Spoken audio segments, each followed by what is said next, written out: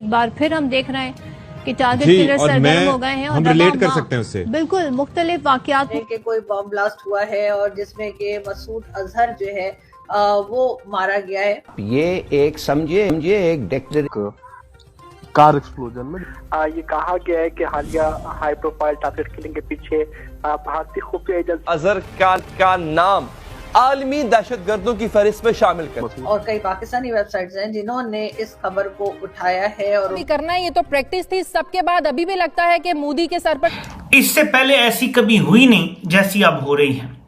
सबकी कांपें टांग रही हैं, नाम तक लेने की जुर्रत नहीं है इन बुज़दिलों में और दावे ये हैं कि हम गज़वा हिंद लड़ेंगे। इस वक्त की बड़ी खबर आपको बता दें, जम्मू कश्मीर में सुरक्षा पर जंगी जुनून सवार है। बात निकलेगी तो फिर दूर तलक जाएगी और वो कहते हैं ना बात तो सच है मगर बात है रुसवाई की। परवीन झाकिर ने जो कहा था तो वो तो बहुत बड़ी रुसवाई की है। और आप कह रहे हो कि हमें पता ही नहीं है, ये नॉन स्टेट एक्टर्स हैं।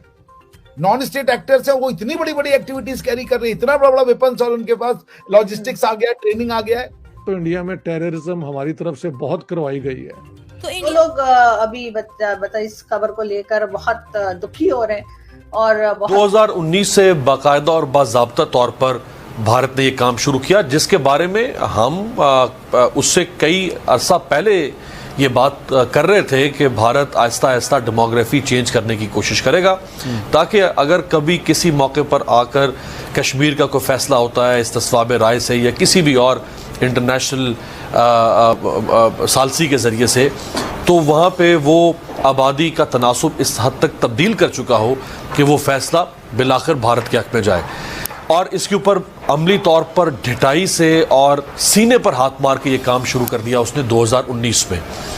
उससे पहले ये चीज़ें उनकी फाइलों में, किताबों में, उनकी सोच के अंदर मौजूद थी और वो इसके ऊपर खामोशी से काम जरूर कर रहे थे। जो मोदी कर रहा है वही ट्रंप भी कर रहा है दुनिया के साथ। मोदी कश्मीरियों के साथ कर रहा है, इसमें कोई दो राय नहीं है। हमने क्या क्या नहीं दिखाया इधर वॉशिंगटन में और कश्मीर और लंदन और ब्रसल्स में, लेकिन अनफॉर्चुनेटली हमारी lobbying in comparison to India बड़ी वीक है। वह है जो 57 के अंदर जवाहरलाल नेहरू ने प्लेबिसाइट पे एग्री किया था, आज तक हम उस पर बैठे हुए हैं। लेकिन ये जो लोग आ गए हैं ये बेसिकली गैंगस्टर्स हैं। ये एशिया का गैंगस्टर है और ट्रंप जो है वो दुनिया का गैंगस्टर है। जब हम सुपर पावर कहते हैं, there is no super power, there is super gangsters. Interesting times ahead, and जो हम देख रहे हैं कि धनाधन करके ठुक रहे हैं बंदे, and it is so nice to see this happening. क्योंकि पाकिस्तान को एक चीज तो आपको समझ में आती है कि पाकिस्तान इज नाउ रियलाइजिंग कि भैया हमारे थोड़ा गेम हाथ से जा रहा है। मेरे हिसाब से, मेरी एनालिसिस के हिसाब से इनके लोकेशंस कट हो चुके हैं। दे डोंट नो, वहां पर टेररिस्ट हैंडलर्स हैं, उनको नहीं पता यहाँ पर टेररिस्ट कहाँ घूम रहे हैं, और टेररिस्ट को नहीं पता कि करना क्या है, किससे मिलना है, क्या करना है, because they have been cut off from the chain. भाई इंडिया की आबादी चेक करो, 1.5 अरब उनकी आबादी है, उनका कंट्री चेक करो कितना बड़ा है भाई। आज देखो कि पाकिस्तान कहाँ पे है, बांग्लादेश कहाँ पे, और भाई इंडिया कहाँ पे पहुंच गया है। वो अमेरिका वाले जो ब्रिटिश जो ब्रिटिश मतलब हम पे राज करके गए हैं, आज भाई इंडिया उनको कुछ समझता ही नहीं है। इंडिया उनके मुंह पे मारता है। पहले भाई जो ब्रिटिश थे वो कहते थे कि भाई तुम कौन हो, आज इंडिया वाले कहते हैं भाई तुम कौन हो, तुम्हारी क्या औकात है। ठीक है, तो ये बात होती है कि बस वही आपको बात मैंने बताई ना कि ये औकात की बात है। मुझे बहुत अफसोस आता है कि हमारे मुसलमान भाई जो मकबूजा कश्मीर में रहते थे और रहते हैं, उनको ये ख्याल नहीं आया, और ख़ास तौर शेख अब्दुल्ला को ख्याल नहीं आया कि ये हिंदुस्तान जो बन रहा था ये इसलिए बन रहा था कि पाकिस्तान के साथ इनकी ज़िंदगी नहीं चल सकती थी। तो फिर अगर इसलिए बन रहा था और सब लोगों ने फैसला ये किया था कि मुस्लिम मेजॉरिटी एरियाज पाकिस्तान बनेंगे और Hindu majority areas will comprise India, अगर ये था तो क्यों नेहरू से उन्होंने दोस्ती की, और क्यों नेहरू ने जब उनको कहा मैं तो बड़ा सेक्युलर हूं, मैं तो कभी नहीं चाहता, अरे यार अगर तुम सेक्युलर होते, तुम क़ायद आज़म मोहम्मद अली जिन्ना, वो तो एक जमाने में वाइस प्रेसिडेंट था कांग्रेस का, वो क्यों छोड़ा? उसको तुम नहीं बता सके कि तुम सेक्युलर हो, और शेख अब्दुल्ला को आपने फुसला दिया। ये जो आर्टिकल 370 जो स्पेशल स्टेटस दिया है मकबूजा कश्मीर को, ये टेरिटरी, फ्लैग और लेजिस्लेटर, ये तीनों चीजें उनको दिए थे। क्यों दिए थे? इसलिए कि शेख अब्दुल्ला को नेहरू बताना चाहता था, आई एम जेन्युइन, मैं तुम्हें कह रहा हूं, हम तुम्हारे को टेक ओवर नहीं कर रहे हैं, तुम्हारा अलग है टेरिटरी, तुम्हारा झंडा अलग है, तुम्हारे पास एक लेजिस्लेचर है जो नहीं होता है अमूमन दूसरे स्टेट्स को। अब सिर्फ डिफेंस और फॉरेन अफेयर्स और फाइनेंस इसको सरेंडर कर दो और Kashmir will remain like this forever. तुम लोग चलाओगे, हम ये तीन चीजें यूनियन कंट्रोल करेगी, and we are not interested, and I am secular. फुसल गया। अच्छा फिर क्या हुआ? फिर 35A नेहरू ने उसको ये भी कहा, अच्छा तुम समझते हो कि मैं शायद झूठ बोलूं, ये लो 35A दी बाज कश्मीरीज जो लोकल्स नहीं हैं उनको कश्मीर में आप जमीन नहीं ले सकते, और उनको गवर्नमेंट इंस्टीट्यूशंस ऑफ कश्मीर में वो काम नहीं कर सकते। बिल्कुल बिल्कुल।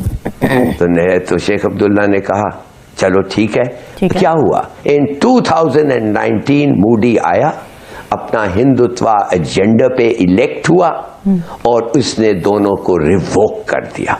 यस, दोनों चले गए। ऑल दीज एश्योरेंसेस के कभी चेंज नहीं होगा, कॉन्स्टिट्यूशनल गारंटी खत्म हो गए। और क्या हुआ उसके बाद? अब वो काम कर रहा है द थर्ड थिंग जिसको साहिब ने मेंशन किया है, और वो ये है कि डेमोग्राफी चेंज। अब डेमोग्राफिक चेंज वो लाना चाहता है, और वो कैसे लाएगा? इमेजिन जैसे उसने मुफ्ती बाहिनी को बिहार से हिंदू को बंगाल में कोट अनकोट लड़ने के लिए भेजा था, लड़ने के लिए नहीं भेजा था, उसको सेसेशन के लिए भेजा था। वो मुस्लिम इनको रीसेटल करेगा। Hindu goondas basically will be resettled, BJP Hindu goondas will be resettled in Kashmir, और जमीन खरीद सकेंगे वो फिर। और मुसलमान को क्या होगा? मुसलमानों को आप फॉल्स फ्लैग ऑपरेशंस, थ्रेट्स और इस किस्म की हरकतें से आप उधर से निकालेंगे। देखिए, I will just and by saying this, let me just and. ये जो हो रहा है, ये जानबूझ के जो हो रहा है और जो मोदी कर रहा है, it is very similar to जो इजराइल कर रहा है गाजा में। ठीक है। और मगर इंडिया का चांस क्या है कि वो प्रूव करना, हम लोगों को एक ही तरीका है बचने का कि इंडिया का डिस्ट्रक्शन को आप उनको समझा दो, हम लड़ेंगे, हम मरेंगे, and we will ensure कि your destruction will be assured by all means। अगर हमारी लड़ाई हो, मगर फिर भी अगर आप लड़ना चाहते हैं तो फिर आ जाएं। Show him this। ये बातें सब छोड़े, कभी नहीं होगा। आपको इस काबिल भी तो बनाएंगे लोगों को आपसे बात करना हो, लोग आपसे बात करना या आपके साथ काम करना चाहें। अगर आप इतने अपने आप को एक तरह से रखेंगे कि सिर्फ आप जो है वो कर्जों पे चल रहे हैं, आपके अंदर कोई क्वालिटी नहीं है, आपके अंदर कोई तरह की ऐसी पावर नहीं है कि आप किसी के काम आ सके या किसी को आपसे काम पड़ सके, तो डेफिनेटली आपको कोई नहीं पूछे। मुत्तहिदा अरब अमारात और भारत के ताल्लुकात भी अच्छे हैं, जिसकी एक बहुत बड़ी इन्वेस्टमेंट जो है वो भारत के अंदर मौजूद है। और ये जो यूएई है वो एग्जिट कर गया है पाकिस्तान के एयरपोर्ट के अंदर से, कुछ प्राइवेटाइजेशन हो रही थी और UAE is no more part of that. वो जाके इंडिया के साथ $200 बिलियन की ट्रेड करने जा रहे हैं, डिफेंस स्ट्रेटेजिक एग्रीमेंट करने जा रहे हैं, न्यूक्लियर डिफेंस कैपेसिटी वो लेने जा रहे हैं। वो उनका तो इतना लंबा वो लिस्ट है कि जी आप देख के हैरान रह जाएंगे जी उनका जो एग्रीमेंट्स होने वाले। पाकिस्तान के जो फॉरेन मिनिस्टर है वो इस वक्त अबू धाबी पहुंचे हुए हैं। क्यों? क्या कन्विंस करने जा रहे हैं या ये कहने गए हैं कि जनाब यहां से बाहर ना निकले? और इनके दरमियान मैंने सुना था कोई अंडर वाटर बुलेट ट्रेन भी ये बना रहे हैं कि जिससे ऑन अराइवल वीजा भी चल रहा है और उसमें मेरे ख्याल में ये 2 घंटों में यूएई पहुंच जाया करेगी। इंडियंस क्यों हैं? हाँ, इंडिया की डिप्लोमेसी अमेरिका के अलावा बाकी सबसे अच्छी चल रही है। तुम एक न्यूक्लियर स्टेट हो, तुम्हारे आगे एक और न्यूक्लियर स्टेट है which can trigger of anything. ठीक बात। हम पैलेस्टाइन में लगे हुए। हम शायद ये भूल जाते हैं कि पाकिस्तान एक न्यूक्लियर मुल्क तो है, लेकिन हमारे पे कर्जा तो देखें क्या है। एक्सपोर्ट में 8.7% कमी हो गई है। जरा अंदाजा करें, हर महीने के हिसाब से पहले जो इन्वेस्टमेंट आती थी, अब इस महीने में वो 43% भी कम हो, मतलब पहले ही मंजी थी, अब बिल्कुल ही फारग। और अगर अमारातियों के अलावा बड़े कम मुल्क होंगे जो आपके पास आएंगे। So you need to have Emiratis, आपको अमाराती चाहिए। दोस्तों, इस वक्त एक चीज डिस्कस हो रही है और वो ये है कि जो यूएई है वो एग्जिट कर गया है पाकिस्तान के एयरपोर्ट के अंदर से। कुछ प्राइवेटाइजेशन हो रही थी और UAE is no more part of that. This is significant. Why? Because recently अगर आपको पता हो कि यूएई की जो लीडरशिप है उसने विजिट किया है इंडिया का। आप अपने आप चेगा पर साफ कनेक्शन है यार, ये मिडिल ईस्ट की डिप्लोमेसी है। और ये भी आप लोगों को याद होगा कि यूएई और इंडिया और मोदी जी के पर्सनल इक्वेशन है जो शायद इससे पहले सऊदीया के साथ या मोहम्मद बिन सलमान के साथ नहीं थी। जिस चीज को समझना चाहिए कि इस वक्त पाकिस्तान के जो फॉरेन मिनिस्टर है वो इस वक्त अबू धाबी पहुंचे हुए हैं। क्यों?